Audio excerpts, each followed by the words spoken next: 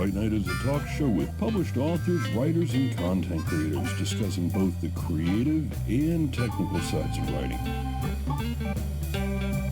as well as the industry surrounding it, from novels to screenplays to comics and more.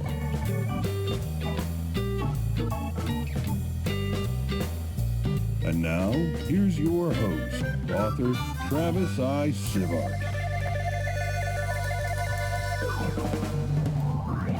And welcome to Write Night. I am Travis I. Sivart. Tonight we're going to talk about plots, plods, and plotting. We'll get into that in a few minutes. I want to let you guys know that... What do I want to let them know? Oh, what I really want to let them know is I'm drinking Writer's Tears Irish whiskey tonight. I promised in a previous episode not too long ago that I'm going to be trying to drink this over a couple of weeks worth of episodes. And so far I haven't drank the whole bottle since the last episode, so I still have some left. Other than that, you guys can find my work. I have done multiple series. I have done steampunk, and I'm most recently working on something called cyberpulp, which is cyberpunk in the old pulp style writing. So it's got a touch of noir and a touch of that just Indiana Jones type adventure to it. Other than that, let's introduce the incredible people that we get to hang out with tonight. And while they tell you guys who they are, drop it right there in chat for everybody who is here in the live chat, what you're reading, writing, or creating. Tara, can we start with you? Hey, I'm Tara Moeller, and I'm Dreamer-in-Chief at Dreampunk Press. I'm also an author under my own name and under the pen name E.G. Gaddis. You can check out the latest from E.G. Gaddis, The Mechanics of Life, which is a steampunk romance, mystery, gothic kind of mess. You can read the first chapters at www.dreampunkpress.com. Robert? And hey, I am Robert Turk. I am an award-winning author and game designer. My website is wicked-clever.com. My most recent novel was Persnickety Jones and the Pirates of Undertow. And my project that I'm working on right now is a role-playing game called Gablonia.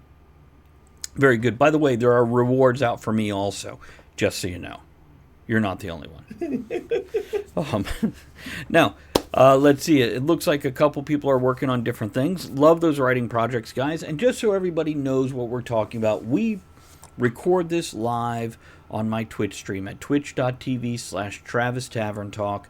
That is twitch.tv/Travis Tavern Talk. And we record this about, well, whenever we need to. And we have a live interactive chat audience who, for the chat audience, we're not going to read each and every comment, just the ones that are most relevant and or amusing. And if anybody hears this sound, it means I want to interrupt you so I can read some of those comments, though I'll probably just read them off when, there's a natural space for it. For anybody listening via podcast, you guys need to come hang out with us live because we are going to be interacting with the audience. So this is very much like if you've ever been to a convention and you've been at a panel where people can ask questions. We got that going on every single podcast. Okay. So tonight's topic is plots, and believe it or not, Robert, Tara, and I have been going back and forth for the past, 8-9 hours on how to plot the title of this episode, and we've decided to just put it off till the end of the episode when we see what we're going to talk about. So we have some gems here, and I think we want to start out, and we're just going to go around the table on this one, of first and foremost. And most people are going to be like, duh, I know that. But do you really? What is a plot when it comes to writing in a book or other things? Tara, why don't you start and then pass it over to Robert, and then I get to throw some words in at the end if there's any left. The definition that I like to use for the plot is the series of events that start at the beginning of the book and continue through till the end of the book. Mm-hmm. Robert? I would change one word in that definition, and only one word. I would say the series of events that start at the beginning of the story and go to the end of the story. Because I don't know that you really have a plot of some books, you don't need them, technical manuals and things like that. But in fiction writing, plot is super important. Okay, and it's my turn. That's awesome. I almost have the dictionary definition pulled up, and now I have it because you guys used all the good words. A secret plan or scheme to accomplish some purpose, especially a hostile, unlawful, or evil purpose. Definition number 2, also called storyline, the plan, scheme, or main story of a literary or dramatic work as a play, novel, or short story. So basically, it's the stuff going down around your characters. And just since we brought up storyline real quick, technical manuals and technical books have storylines. As a technical editor, I'm telling you. I agree with you. I agree with you. Is it a plot? Maybe not, but there will be a storyline. Yeah. It's true. And what she means by that, folks, is you want a certain feel, mood, and flow to every single book. If you don't have that, it becomes so dry and unreadable. But to create this rhythm and this personality behind the writing, whether it's professional and stodgy or whether it's kind of fun and loose, depending what kind of nonfiction you're writing. If you go look at Steampunk for Simpletons that I did, this has a very interactive, chatty feel when you're reading it. And the same for other nonfictions. Biography is nonfiction, definitely has a story to it, definitely has that ebb and flow, and so on. So, and it has a plot. It does. It doesn't have one. Biography should have a plot, but it doesn't have one plot. I would say it has a storyline. Yeah. Right. Okay, and not necessarily a plot. This ties into a question one of the chatters asked: is can a story have more than one plot? Which with a biography, oh yeah. And yes, absolutely, Tara. I see Tara's shaking her head. By the way, guys, keep in mind, it's a podcast recording. Dropping the single word in there is helpful. Yes. Matter of fact, most stories should have more than one plot. There's called an A plot and a B plot. And B plot is generally your romance or your character's personal arc above and beyond the storyline. Go ahead, Tara. Yeah, I mean, there's such things as subplots. Right. I would say a story has one plot, but it can have multiple storylines. Because the plot is, again, it's a series of events that start at the beginning and finish to the end. And those different storylines interact with the plot. So are we splitting hairs and definitions and actually saying the same thing while dickering over words? Absolutely. I'm not a lumper. I'm a splitter. So to me, plot and storyline are two slightly different things. I would have flipped them. And what you're calling a storyline, I'd call a plot. And what you're calling a plot, I'd call a storyline.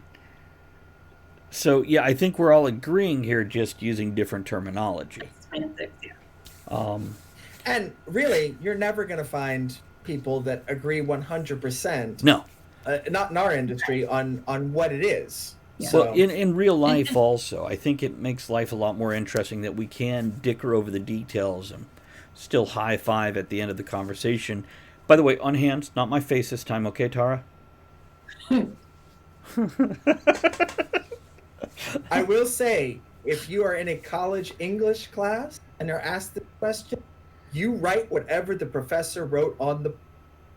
Don't come with our answers. Don't make something up. Write what the professor wrote on the board. That is at correct. At the podcast, we will argue. And my interpretation is probably colored by the fact that you're Canadian. Where I work during the day on these technical books, reports, we have what is called a storyline, and it is not a plot. Yeah. So I think that's probably, for me, that could definitely help shape how you, call a plot a series of events from start to, because it's plotted, it's planned, and then there's a storyline. That's probably because at work we have storylines, and I do not consider those plots. Actually, that's a really good. plot and storyline. So That's a really good clarification. Looking again at the word plot, and maybe not the technical definition I read off, but if you have a plot, you have plotted it, as in outlined, as in structured, as in created. So, now again, we can go into the artistic side of that and dicker, but yeah, I can definitely see where Tara's coming from on this. But now I want to shift us. By the way, that's cute, Andrea. And Andrea has a couple more questions, which I'm going to bounce over and come back to, because pre-show we discussed, well, actually, Robert asked, do we want to talk about how we plot? And then as we discussed it over the next 90 seconds, word the process, what is our process to plot? So we each have very different ways of going about this. Matter of fact, I would even say, depending on what kind of book we're writing, we change our own way of doing it. It's not always the same. So I want to give you guys a chance, and when you're done talking, unless somebody interrupts you first, pass it to somebody else. Just poke them and make them talk, and don't forget to include me in case I have any thoughts in this big old rattly head of mine. So Tara and I can go head to head all night. Yeah, you know what? That's called a date night. You take it off the podcast, mister.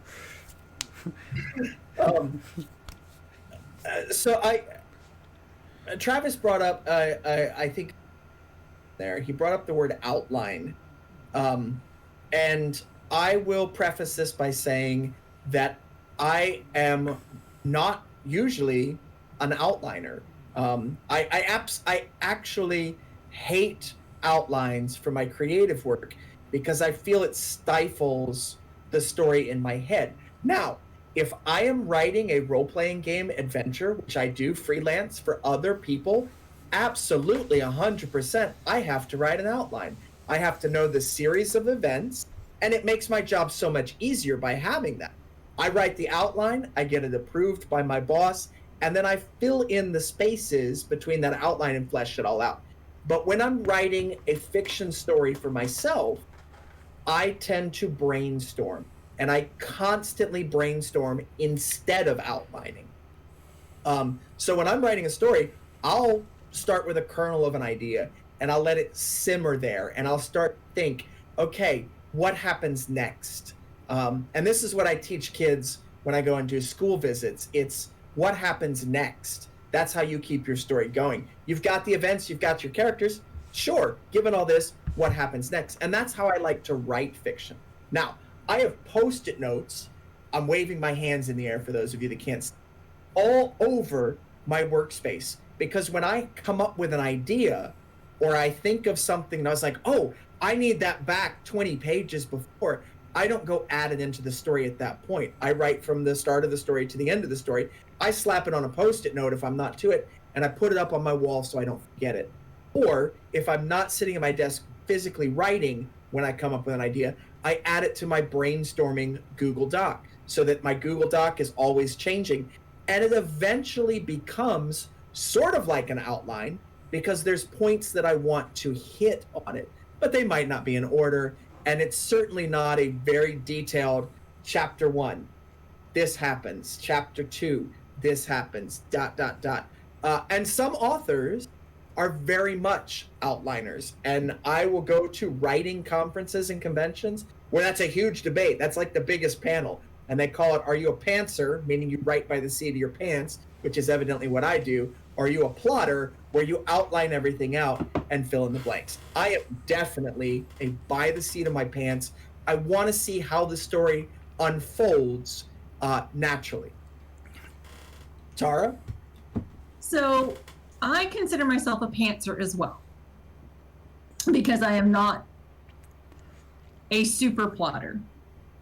And the only story I ever did anything that I would consider true outlining on is a mystery.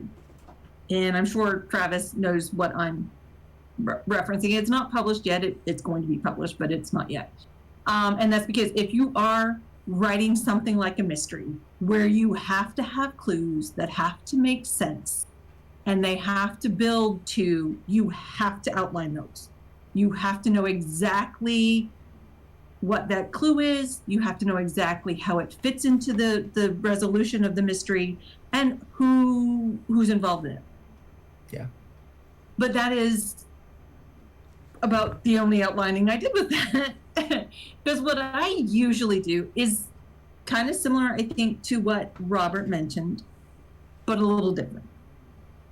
I write chapter summaries and then fill in the blanks. Interesting. Not always, but a lot of the times, because I know what I want to do. I know kind of where it starts in my head, and I summarize and I go through explaining what has to happen, because I need to make sure that if I have a character in there who's a side character, they need to show up more than once if they have a name. And if you're writing a series, you need to have some information about them. I'll have whole freaking character backgrounds written for a character, for my side characters, because if they show up again, I need to know who they are, how they fit into things. But I tend to, like I said, I write chapter summaries that explain what the gist of what's happening and why. And I will do this all the way through to my end chapter, because if I don't have enough chapter summaries, I don't have enough yet. Now, sometimes I'll just start writing first, and I'll get 3 chapters written before I start doing my summaries, because I haven't gelled enough of the story together yet, and sometimes it just never gets finished. So, quick question about your process there. If you say you're doing chapter summaries, once you start to do them, do you do chapter summaries for the whole book and then go write the book? Or do you write 1 or 2, write those chapters, write 1 or 2 more, write those chapters, etc.? Usually, like I said, sometimes I'll write the first 2 full chapters before I get into writing summaries, but then I have chapter summaries right up till the end. You're a plotter and you don't even know it. I have talked to plotters and they call me pantser. So well, I'll talk more about that when it's my turn. Because I've talked to a couple of folks who call themselves plotters, and they plot to the freaking scenes in their chapters. I do not plot to scenes. I have the gist of what's going to happen in this chapter and the character that drives it and what characters need to be there. And that's it. I mean, it's like maybe 50 words per chapter when I get to that point. Then I have a tendency to write the last 2 chapters fully. Then I have to go back and write the middle. And sometimes, and this is why I'm a pantser, because I'll go, you know what, did that work? And I'll just omit a chapter, or I'll add 3 more. So this is why a plotter will say, I'm not a plotter, I'm a pantser. Because when you have someone who is truly plotting, they're taking the beat sheet, which is, you know, the breakup of a book, and when you have to hit the first let's each major get and a the chance, major. Tara. Let's each get a chance to talk about our own process before we talk about other people who aren't even in the room. Okay. I'll shut up. Well, you could finish. Okay, you're good. You ready to pass it on? Actually, can I interject? Yeah. Andrea asked, do I use beat sheets even if I don't outline? And I honestly don't know what a beat sheet is. I'm going to go into that. Okay. I'm going to go into all that because a lot of what I'm going to talk about bounces off what you both said, because you both covered points that I'd want to cover. Sure. So, by the way, Robert, interesting fact, going back to yours, you're like, I outline a role-playing game adventure, but not my creative. To me, a lot of my novels, in my head, they're a live role-playing game for my characters. Sure. And so in that sense, and this is where I come in, the reason I recommend outline is pacing. This is something I didn't learn until after my first or second book. Pacing is part of human psychology. If you pace a movie and I'm going to movies right now, you pace a movie wrong, you could take a good movie and fail. Or you could take a bad movie and succeed with good pacing. And if you take something like Indiana Jones, don't hang me for this, not a great movie, folks, but the pacing is spot on. You get what you want when you want it. Bang, bang, bang. Delicious. Love it. But you can get a movie that's maybe just as good. John Carter. The pacing is off. And it falls short. So, this is the reason when I outline them, by the way, I put myself in that hybrid between the two places of pantser versus plotter. And by the way, those plotters you were talking about, Tara, to comment on it, that's called OCD. Except they call it CDO, which is OCD in alphabetical order, the way it should be. And hold on, let me put some bullet points and sub things in there. So, Tara, the way you write a murder mystery, I wanted to talk about that because in the latest Silver and Smith, it feels like a mystery as I'm doing the edit. But I didn't plot where those things go. Now, once I'm editing, I'm deciding, I've missed this point. I need to make sure I pop that in the right place. Yeah. There was one thing I put in at the pinch point, or right before the pinch point. It's that burst of information at the end of Act 1, beginning of Act 2. And I'm like, that might be too soon. But I did a mystery type thing without plotting. And by the way, we also mentioned side characters, and if you're going to have a side character, mention more than one. Yes, write your side characters down in your notes or whatever separate thing, because nothing's more annoying than hitting F7 to pull up a side character, see what color their hair was, and then not remembering their damn name. You're like, it was Dave something, maybe, I don't know. So my process is I'm somewhere in between, and I have used beat sheets. Beat sheets don't have to be that OCD. That is your pacing. It can be more of a guideline. I like to think of the way I plot like a dot to dot. We all loved them as kids. You have certain points to make the full picture. What happens between that, if you're drawing a puppy, you can do jagged lines to make the fur. You could do straight to make it a hairless puppy that got shaved on one side. Why would you do that to a dog? But anyhow, plotting, as in planning, is important for the pacing. And pacing is essential to human psychology, so things happen in a certain order. And I don't mean the story happens, just the Act 1, Act 2, Act 3. And then the pinch points in those two places, and the midpoint. And if you don't know what all this means, don't worry about it. For those of you that do, this is what I missed in my first book, my first full-length novel. The pacing is way off. It's all in there. It's just not set right. And it's something it wasn't even on my radar. So I hear both of you saying very different things, but it still comes down to, because Robert, there's a little bit of planning in yours. Your whole, I'm brainstorming, etc. Do you go back and structure again later for the pacing? I do. I was going to hit on that when it came back to me. My process is I write from the beginning to the end as fast as I can. I want the story out of my head. Okay? It might not be the right number of words. It might not be chapters, but I've got all the major points, all the major characters the first time through. Okay. Then I go back and I edit.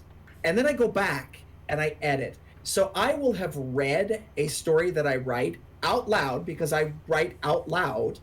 I want to know how the language sounds when I'm writing it. I will have read it probably 20, 30 times before I publish it. So it's a constant revision. But I get to the end, I get it laid out story-wise, and then I go back and I clean up. And if something's missing, or if there was an idea that I didn't hit, I put it in there. Okay, so you're building your pacing in on the second draft forward. Sure. Is what I'm hearing. Here's something I'll tell. A lot of writers are like, "Oh God, editing. Oh, just shoot me." What Robert just said there is another way of paraphrasing my thoughts on editing, because I used to suffer through it too. Now, the biggest comparison I make is the first time you write your book. I live in Virginia. Let's say I'm going to Disney World. Okay, I'm driving to Disney World. So, I want to stop at south of the border. I want to stop at St. Augustine, Fountain of Youth, and then hit Disney World. Disney World's a climax, the third act. The first act is just getting on the road. Act 2, which is your middle 50%, is everything else. So I mentioned some, gas stations or whatever, and I write my book, write my trip, get to Disney World, have fun. When I edit, that's the second time I'm making that same road trip, and this is where Robert was talking about fleshing things out. This is where I can check out J&R Cigars, because I like cigars and it's on the way. I can stop at that mom and pop road stand that's a vegetable and a Mexican grill all in the same building. I can stop at that other place just outside of Atlanta that somebody, and so on. You flesh it out, you add those details, you add those second characters, those B plots, whatever. But you get to enjoy the trip a whole nother time for a different reason. You've got your big points in there, and you're going to clean those up. But now you get to flesh it out and put more meat on that skeleton before you finally skin it with the cover and the font. Which is another episode. Kind of creep myself out with that. Like a reverse dissection here. I'm going to throw in a quick clarification before we toss it to Tara. I said that I write a story from the beginning to the end. That's not always true. I will often write the first 2 chapters of a story to see if there's a story worth telling there. I have a lot of 2 chapters that will never go any further because that spark that I had at the beginning petered out 2 chapters in. And I'm like, where are we going from here? I don't know. Put it aside. If it comes to me again, I'll write it. And it almost never comes to me again. It's not a story I want to spend my time on. No. So I want to say one more thing, or one more series of things before we pass it back to Tara, and she is rocking and jiggling her chair. She is ready to talk. Tara, you mentioned you write these chapter summaries. I do something very similar. Even when I use a full beat sheet, which, by the way, I almost never write or even plot or outline my third act till I write that far, because I want to leave room and flexibility in everything I write, because sometimes those characters do go like, we'll be over here because we found something shiny, and I want to be able to flex with that and still reach those points of that dot to dot. But what I'll often do, beat sheet or not, I have what I want to cover in this chapter, and usually it's 1 or 2 sentences. Sometimes it's a full paragraph. Other times it's bullet points, especially if it's an action scene or more action-oriented chapter, then it's bullet points. But Tara, I do the same thing, and yeah, this is why I think it's...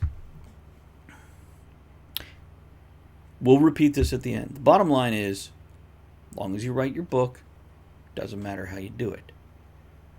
Yep. But for me, the hybrid there, and yeah, I don't think you're a total pantser, Tara. I think you've got a bit of structure to your build.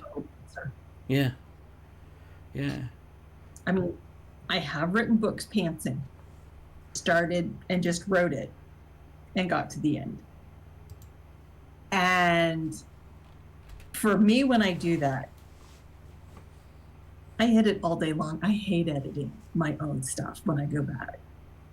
And when I do that, there's too much stuff in the middle to fix. So, which is what eventually evolved into this, writing the first 2 or 3 chapters fully. Again, like Robert, I've got a bunch that stalled at the end of chapter 2 and I went, there's nothing else here. And then I do these chapter summaries to get kind of the first draft on paper. and it's very brief. But by that time, I know the characters. I know who's in it. Because if you're introducing big major characters after the third chapter, you got something else going on. And then I get to like the last two chapters and I write the end. And then I go through and I'll write like some of the beginning more, in towards the middle. And it's like, I kind of write from the beginning to the middle and from the end to the middle sometimes, which is, again, it's how I do it. And then I kind of meet in the middle and I'm done. And just something to bring up is, Robert had said that he ends up reading his about 30 times because he edits. I edit as I go. And I think part of the reason I wind up doing that is because I'm editing other folks' work at the same time. And in order for me to write, there are times when if I am editing someone else's work on a deadline, I'm not writing my own stuff. I just don't have the time.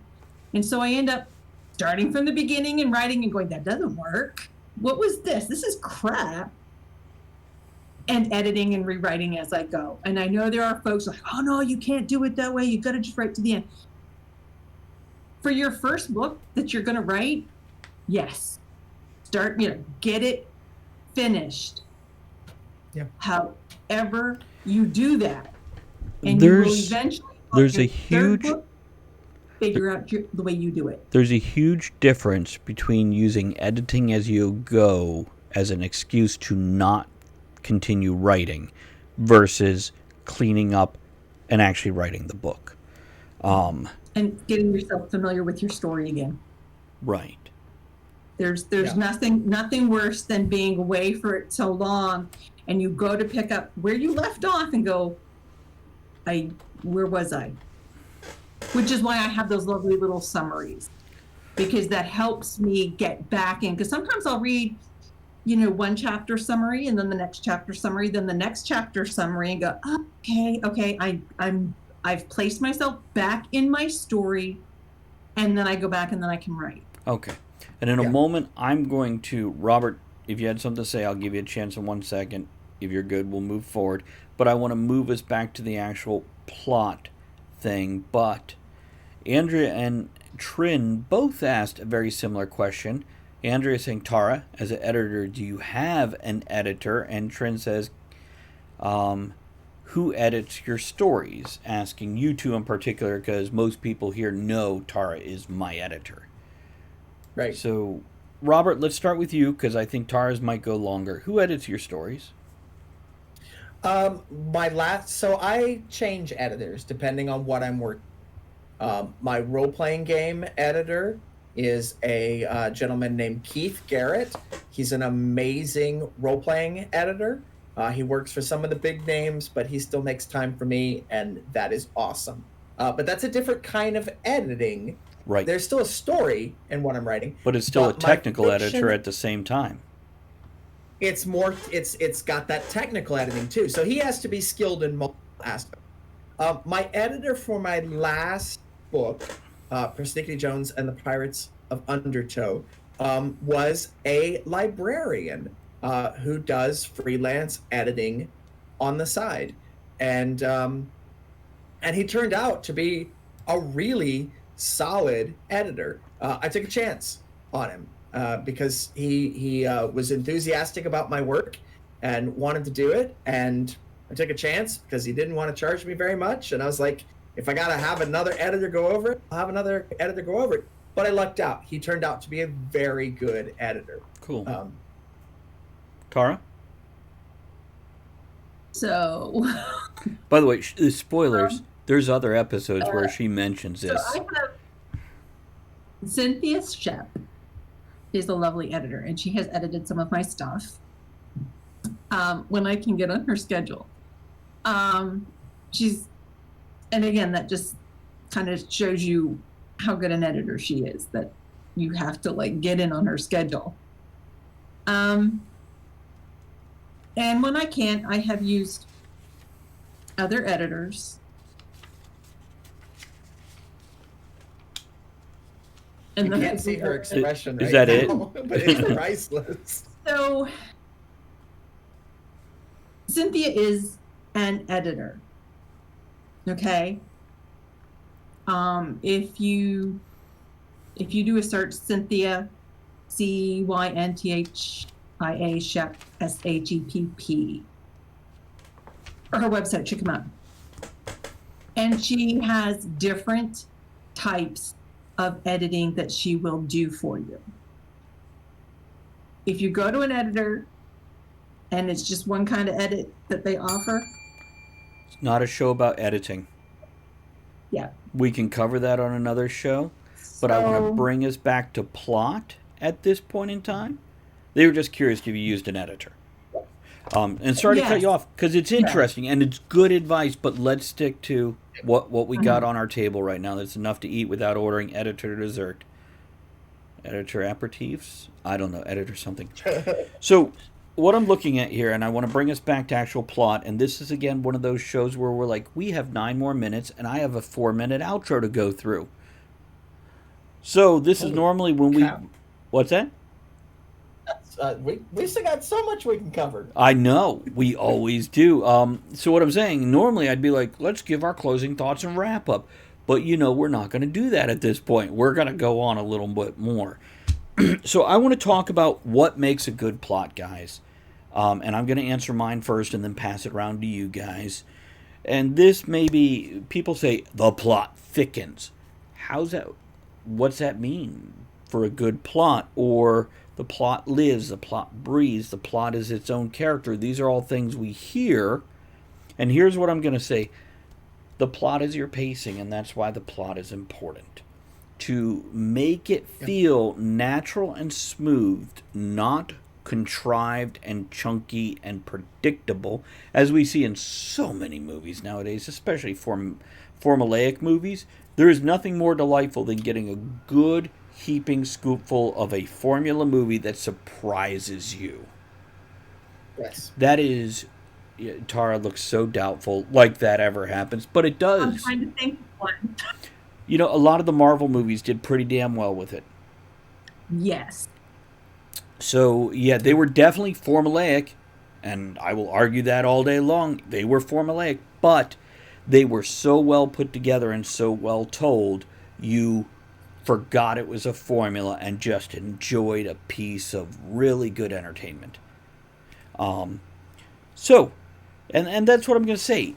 Plot is for pacing, and pacing is something built into human psychology over 10 to 40,000 years of society and civilization. We expect during a story for there to be a break, a down point here, a high point there, etc. No matter what kind of story that is, anywhere from romance to action to nonfiction. So, Robert, do you want to jump in after this? What makes a good plot? Or are you talking about plot thickens? Or Robert loves this phrase, the plot thinks. Go ahead, Robert. I don't like that phrase. I don't like that phrase, the plot thinks, but we're not going to get into that. I think the author thinks, and the author should think of a good plot. So I find, I'll speak as a reader here, that I want a story that I can make guesses about what's coming next and then find out if I'm right or not. And I'd like being surprised in a story as long as it makes sense. So to me, a good plot, one of my favorite series right now is the Expanse series of books. Oh, are you reading them? I am reading. I've read them all. I'm waiting for book 9 to come out this year.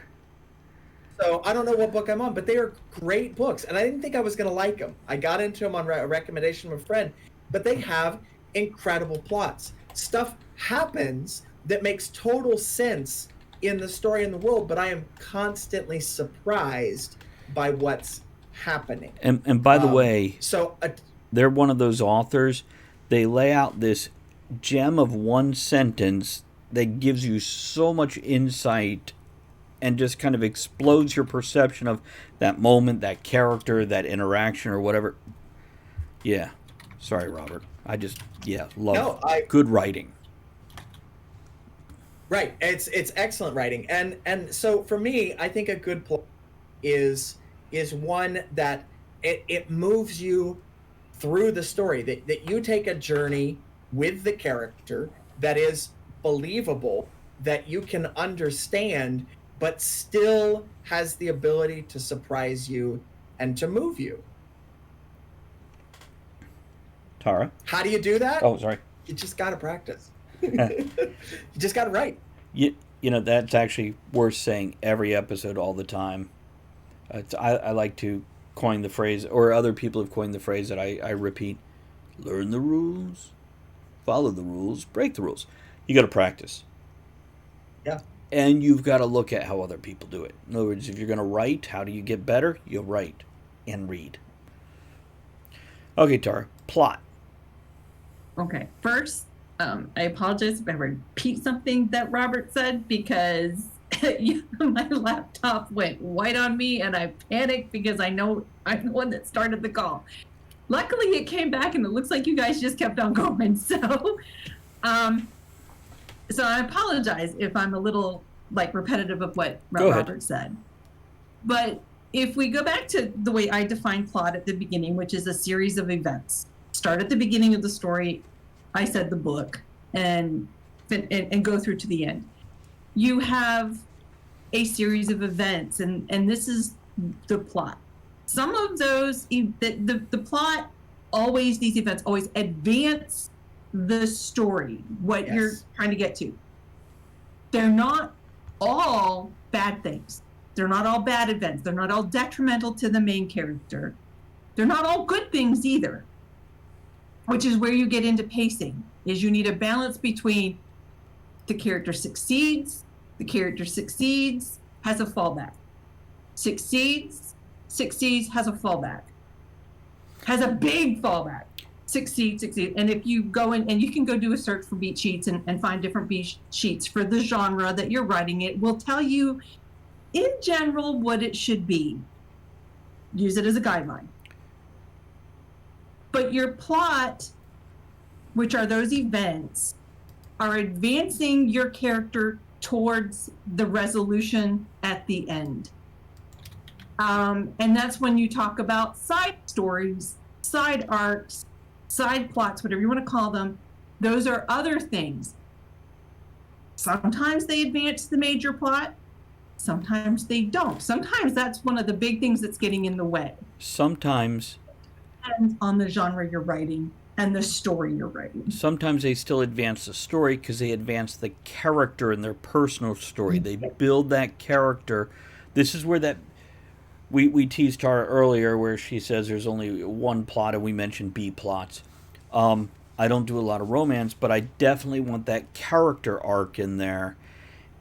And this also balances those exciting scenes with introspective moments where they go into the character's head.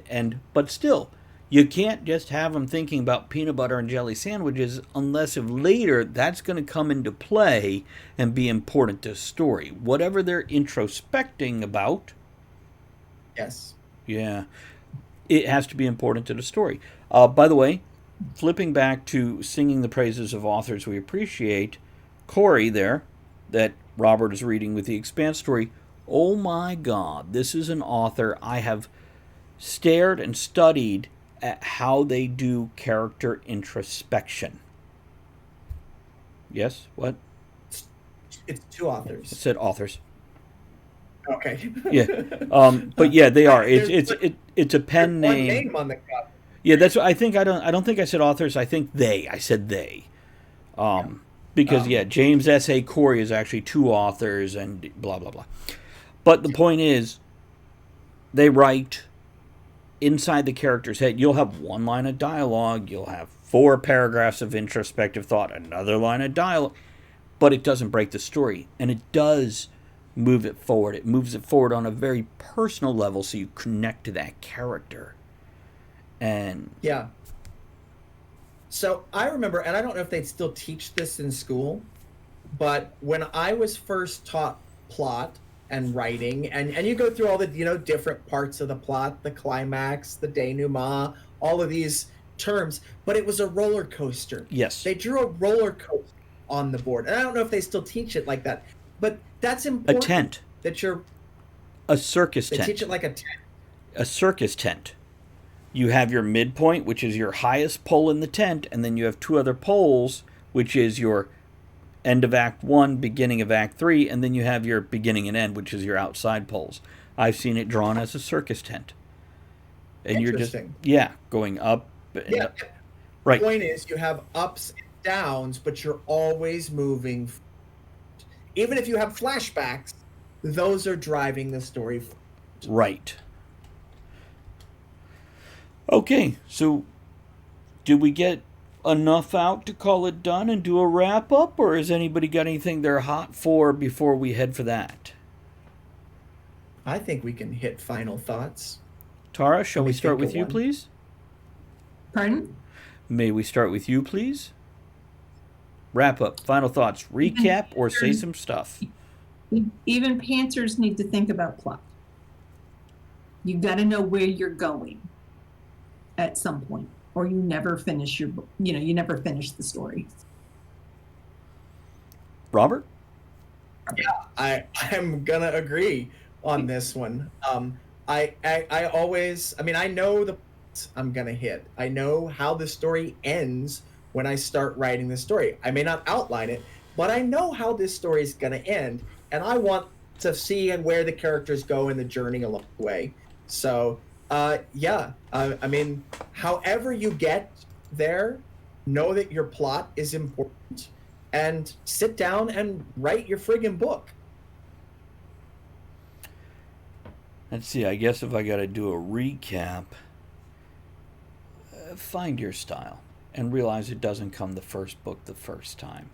And it's okay to change it, whether it's because you've grown and changed yourself, or whether because you're writing a different kind of book, or you just, whatever reason, it's okay to change it. Okay, other than that, let's get ready and get out of here. Don't forget, you can email us at writenightshow@gmail.com. That's right with a W, night with an N, show@gmail.com. Give us your thoughts and feedback on this episode, or let us know what other episodes you'd like to hear. I think we've got 3 new episodes already written down in my notes over the past a little bit. Other than that, I want to thank everybody for supporting us by downloading and sharing the podcast on your favorite social media, as well as everybody who shows up in the live and interactive tavern on twitch.tv/Travis Tavern Talk. Thank you guys for all your subs, follows, bits, and all the things you do. Super appreciated. Let's give Cogsley the stage, get out of here, and we'll catch you on the next Right Night.